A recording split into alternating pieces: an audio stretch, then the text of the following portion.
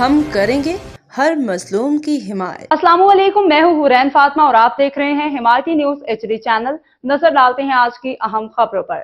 सांगड़ गुज़श्ता एक हफ्ते से तमाम सरकारी मुलाजमीन की पेंशन में कटौती के खिलाफ दफातर की तालाबंदी और मुलाजमीन की हड़ताल के बायस अवाम शदीद परेशानी में मुब्तला हो गए हैं। मुलाजमीन का कहना है कि जब तक हमारे मुतालबात मंजूर नहीं होते एहतजाज जारी रखेंगे।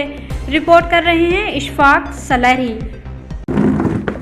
सिंध भर की तरह ज़िला सांगड़ के तमाम सरकारी स्कूल, अस्पताल, रेवेन्यू दफातर, महकमा ख़जाना, एजुकेशन, बल्दियाती दफातर, ड्रेनेज, पब्लिक हेल्थ व दीगर सिंध हुकूमत के महताज चलने वाले अदारों के दफातर गुज़श्ता 6 रोज़ से बंद है और इनके मुलाजमीन हड़ताल पर हैं। इनके मुतालबात हैं कि पेंशन इस्लाहत नामंजूर, ग्रुप इंश्योरेंस दिया जाए।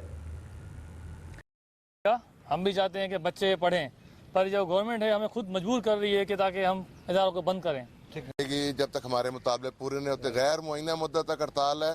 अब हम उस वक्त तक पीछे नहीं हटेंगे जिस वक्त तक हमारे मुताबिक पूरे नहीं होते।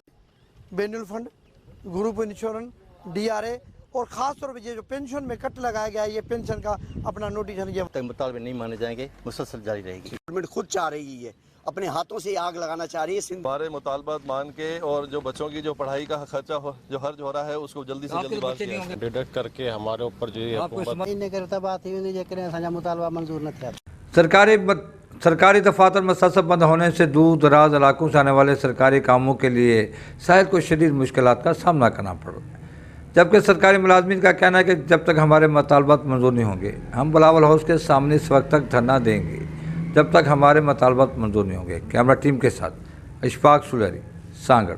खबर रहिए हर जगह हर वक्त, जानिए मुल्की और गैर मुल्की हालात व वाक़यात यकीन के साथ।